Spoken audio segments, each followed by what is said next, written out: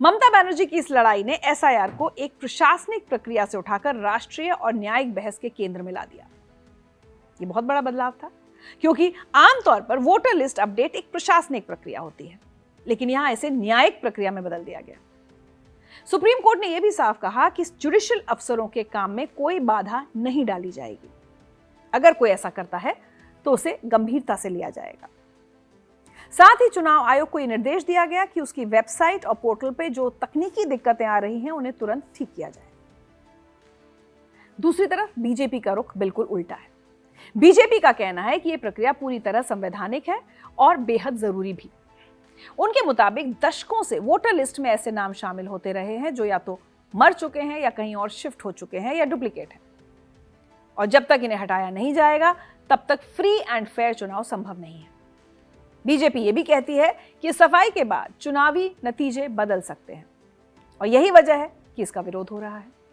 अब आप खुद सोचिए, एक ही प्रक्रिया लेकिन दो बिल्कुल अलग अलग नैरेटिव। एक पक्ष कहता है ये लोकतंत्र की सफाई है, दूसरा कहता है ये लोकतंत्र पर हमला है। अब जरा ग्राउंड रिपोर्टिंग की बात करते हैं। कुछ जिलों में, खासकर सीमा से जुड़े इलाकों और अल्पसंख्यक बहुल क्षेत्रों में अंडर एडजुडिकेशन वाले मामलों की संख्या औसत से काफी ज्यादा पाई गई। कोलकाता के कई वार्ड्स में तो 18% से 29% तक नाम इस कैटेगरी में थे। ये आंकड़े अपने आप में सवाल खड़े करते हैं, क्या ये सिर्फ संयोग है या फिर कोई पैटर्न है? चुनाव आयोग का कहना है कि ऐसा इसलिए हुआ क्योंकि कई मामलों में ईआरओ और एईआरओ स्तर पर फैसले लंबित थे, जिन्हें बाद में जुडिशियल अफसरों को ट्रांसफर किया गया।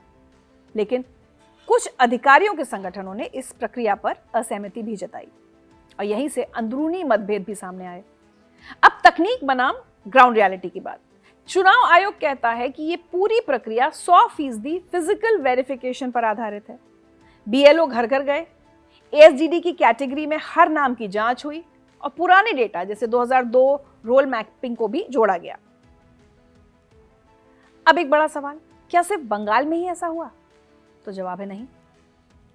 अगर आप केरल और तमिलनाडु की तरफ देखें तो वहीं एसआईआर की कहानी बिल्कुल अलग दिखती है। वहां यह प्रक्रिया ज्यादातर प्रशासनिक स्तर पर ही निबट गई, बिना बड़े राजनीतिक टकराव और बिना न्यायिक दखल के। केरल में जब फाइनल वोटर लिस्ट आई तो करीब 8.6 से 9 लाख के आसपास नेट डिलीशन दर्ज हुए, यानी लाखों नाम हटे, लेकिन पूरी प्रक्रिया एक नियमित वेरिफिकेशन और क्लीनअप की तरह चली। ना तो बड़े पैमाने पर अंडर एडजुडिकेशन जैसे विवाद सामने आए और ना ही मामला सुप्रीम कोर्ट तक पहुंचा। तमिलनाडु की तस्वीर भी कुछ ऐसी ही रही।